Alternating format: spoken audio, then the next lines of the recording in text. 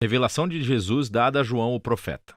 No primeiro vídeo, exploramos como João compôs essa profecia apocalíptica como uma carta circular enviada a 7 igrejas na Ásia Menor, para desafiar e confortar esses cristãos que sofriam de apatia e perseguição sob o Império Romano.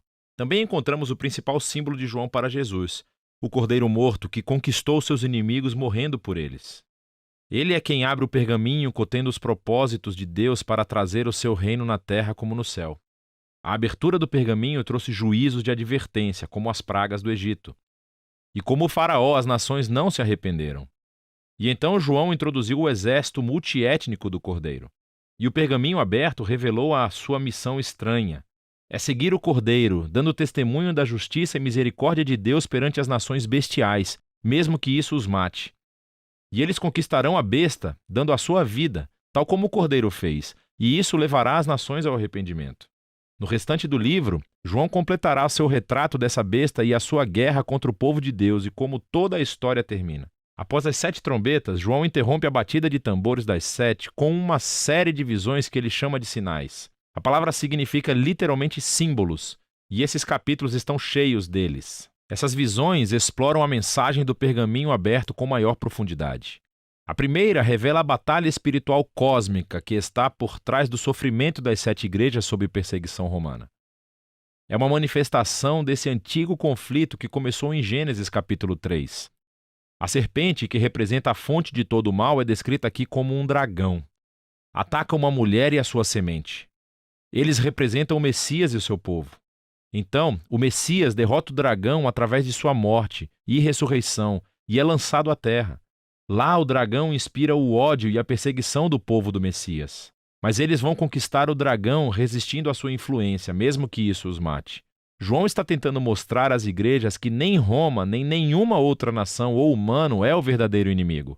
Há poderes espirituais obscuros em ação, e os seguidores de Jesus anunciarão a vitória de Jesus permanecendo fiéis e amando seus inimigos como o Cordeiro morto. A próxima visão de João reconta a história do mesmo conflito, mas dessa vez no simbolismo terreno das visões animais de Daniel. João vê 2 animais empoderados pelo dragão. Um deles representa o poder militar nacional que conquista através da violência. A outra besta simboliza a máquina de propaganda econômica que exalta esse poder como divino. E essas bestas demandam fidelidade total das nações, e isso é simbolizado por levar a marca da besta e o seu número, 666, na testa ou na mão. Agora, esta é uma imagem infame e você não descobrirá seu significado lendo manchetes de notícias. João está fazendo uma clara referência hebraica ao Antigo Testamento aqui. Primeiro de tudo, essa marca é o anti-Shema. A escrita na testa e na mão é uma referência clara ao Shema, uma antiga oração judaica de fidelidade a Deus encontrada no livro de Deuteronômio. Essa oração também foi escrita na testa e na mão como um símbolo de dedicar todos os seus pensamentos e ações ao único Deus verdadeiro. Mas agora, as nações rebeldes exigem a sua própria fidelidade e forçam todos a decidir quem eles seguirão. Depois, há o número da besta que fascina os leitores há milhares de anos. Mas isso não era um mistério para João. Ele falava hebraico e grego, e as letras hebraicas também eram números. Se você soletrar as palavras gregas Nero, César e a palavra besta em hebraico, cada uma delas equivale a 666. Agora, João não está dizendo que Nero foi o único cumprimento dessa visão. Nero é apenas um exemplo recente do padrão antigo estabelecido por Daniel, que as nações se tornam bestas quando exaltam seu próprio poder e segurança econômica como um falso Deus e exigem fidelidade total. Então, a Babilônia era a besta na época de Daniel. Mas isso foi seguido pela Pérsia, seguido pela Grécia e agora nos dias de João, Roma. E assim por diante para qualquer nação posterior que age da mesma maneira. Em oposto às nações bestiais e o dragão está outro rei, o Cordeiro morto. Ele está com seu exército, que deu sua vida para segui-lo. E da Nova Jerusalém, seu cântico de vitória vai para as nações, naquilo que João chama de Evangelho Eterno. Eles chamam todos a se arrependerem e adorarem a Deus e saírem da Babilônia que cairá. Os seus dias estão contados. Então, João tem uma visão do juízo final. É simbolizado por 2 colheitas. Uma é boa colheita de grãos, com o Rei Jesus vindo para reunir o seu povo fiel para si mesmo. A outra é uma colheita de uvas para vinho. Representa a intoxicação da humanidade com o mal. Elas são levadas para a espremedeira e esmagadas. Agora, ao longo de todas essas visões de sinais, João faz uma dura escolha diante das 7 igrejas. Elas resistirão à atração da Babilônia e seguirão o cordeiro? Ou seguirão a besta e sofrerão sua derrota? Agora que a escolha é clara, João repete um ciclo final de 7 juízos divinos, simbolizado como o derramamento de 7 taças. Sabemos pelo pergaminho do cordeiro e das visões de sinais que muitos entre as nações se arrependem. Mas, como as pragas do Êxodo são repetidas e derramadas pelas taças, há muitas pessoas que não se arrependem. Elas resistem e amaldiçoam a Deus como fez Faraó. E assim, tudo leva à 6ª taça, com o dragão e a besta. Eles reúnem as nações para fazer guerra contra o povo de Deus em um lugar chamado Armagedon. Isso se refere a uma planície no norte de Israel, onde muitas batalhas foram travadas por Israel contra nações invasoras. E algumas pessoas pensam que essa 6ª taça se refere a uma futura batalha. Outras pessoas acham que é uma metáfora do juízo final de Deus sobre o mal. De qualquer maneira, João claramente usou as ideias do livro de Ezequiel sobre a batalha de Deus com Gog. Gog era o símbolo de Ezequiel das nações rebeldes reunidas diante de Deus para enfrentar seu juízo. E é isso que vem na 7ª taça. É a 4ª e a última representação do dia do Senhor, quando o mal é derrotado entre as nações de uma vez por todas. Agora, João desembrulhou completamente a mensagem do pergaminho não selado do Cordeiro. E agora ele volta para expandir 3 temas-chave que foram apresentados anteriormente: a queda da Babilônia, a batalha final para derrotar o mal e a chegada da Nova Jerusalém. E cada um deles explora a vinda final do reino de Deus de um ângulo diferente. Então, primeiro, a queda da Babilônia. Um anjo mostra a João uma mulher deslumbrante que está vestida como uma rainha, mas ela está bêbada com o sangue dos mártires e de todas as pessoas inocentes. Ela está montando a besta dragão que estava nas visões e nos sinais. É um símbolo das nações rebeldes. Ela é chamada de Babilônia, a prostituta. Os símbolos detalhados dessa visão seriam muito claros para os primeiros leitores de João. Ele está personificando o poder militar e econômico do Império Romano, mas também está fazendo mais. Nessa visão, João misturou palavras e imagens de cada passagem do Antigo Testamento sobre a queda da antiga Babilônia, Tiro e Edom. João está mostrando como Roma é simplesmente a mais nova versão do arquétipo da humanidade do Antigo Testamento em rebelião contra Deus. Eles se juntam e formam nações que exaltam sua própria segurança econômica e militar em um falso Deus. E isso não é algo limitado ao passado ou ao futuro.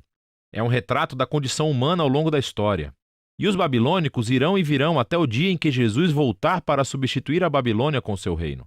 Mas como virá o reino de Jesus? Até esse ponto, o dia do Senhor foi descrito como um dia de fogo, ou terremoto, ou colheita, e agora é descrito como uma batalha final, e essa história é contada 2 vezes. Isso resulta na vindicação dos mártires. Agora, João nos leva de volta à 6ª taça, onde as nações se reuniram para se opor a Deus e de repente Jesus aparece. Ele é o grande herói. Ele é a palavra de Deus cavalgando em um cavalo branco e está pronto para conquistar o mal do mundo.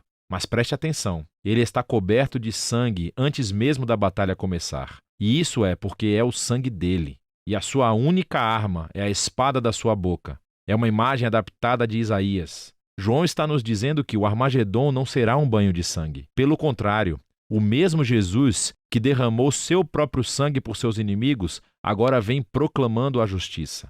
Ele responsabilizará aqueles que se recusarem a se arrepender das maneiras como participam da ruína do mundo bom de Deus. E o fogo infernal destrutivo que eles desencadearam no mundo de Deus se torna justamente seu próprio destino designado por Deus. Depois disso, João vê uma visão dos seguidores de Jesus que foram assassinados pela Babilônia.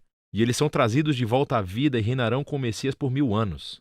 Então, depois disso, o dragão que inspirou a rebelião da humanidade contra Deus reúne as nações do mundo para se rebelarem contra o reino de Deus, mas, diante do trono do juízo de Deus, todos enfrentam as consequências da eterna derrota. E assim, as forças do mal espiritual e todos que não querem participar do reino de Deus são destruídos. Eles recebem o que querem, existir por si mesmos e para si mesmos. E assim, o dragão e a Babilônia e todos os que escolhem ficam eternamente em quarentena, nunca mais capazes de corromper a nova criação de Deus. Agora, há muito debate sobre a relação dos 1000 anos para essas 2 batalhas. Há quem pense que se refere a uma sequência cronológica literal. O retorno de Jesus, seguido por um reino de 1000 anos na terra chamado de milênio, seguido pelo juízo final de Deus. Outras pessoas pensam que os 1000 anos são um símbolo da vitória atual de Jesus e dos mártires sobre o mal espiritual e que as 2 batalhas retratam o retorno futuro de Jesus de 2 ângulos diferentes. Qualquer que seja o ponto de vista, o objetivo principal é claro: quando Jesus voltar como rei, ele lidará com o mal para sempre e justificará aqueles que lhe foram fiéis. O livro conclui com uma visão final do casamento do céu e da terra. Um anjo mostra a João uma noiva deslumbrante que simboliza a nova criação que veio para se juntar a Deus e ao seu povo da aliança para sempre. Deus anuncia que ele veio para viver com a humanidade para sempre e que ele está fazendo todas as coisas novas. A visão de João aqui é um caleidoscópio de promessas do Antigo Testamento. Esse lugar é um novo céu e terra, uma criação restaurada que é curada da dor e do mal da história humana. É também um novo jardim do Éden, o paraíso da vida eterna com Deus, mas não é simplesmente um retorno ao jardim. É um passo em frente para uma nova Jerusalém, uma grande cidade onde as culturas humanas e toda a sua diversidade trabalham juntas em paz e harmonia diante de Deus. E na mais surpreendente reviravolta de todas, não há construção de templo na nova criação, porque a presença de Deus e do Cordeiro, que antes era limitada ao templo, agora permeia cada centímetro quadrado do novo mundo. E há uma nova humanidade cumprindo o chamado colocado sobre eles desde a primeira página da Bíblia para governar o mundo como a imagem de Deus, para partilharem no trabalho de Deus e levar essa criação a um território novo e inexplorado. E assim termina o Apocalipse de João e o enredo épico de toda a Bíblia. João não escreve esse livro como um código secreto para você decifrar o calendário da vinda de Jesus. É uma visão simbólica que trouxe esperança e desafio às 7 igrejas do primeiro século e a cada geração de cristãos desde então. Ela revela o padrão da história e a promessa de Deus de que todo o reino humano eventualmente se torna a Babilônia e deve ser resistida no poder do Cordeiro morto. Mas há uma promessa de que Jesus, que amou e morreu por esse mundo, não permitirá que a Babilônia fique incontida. Ele retornará um dia para remover o mal do seu mundo bom e tornar todas as coisas novas. E essa é uma promessa que deve motivar a fidelidade em todas as gerações do povo de Deus até que o Rei retorne. É disso que se trata o livro de Apocalipse.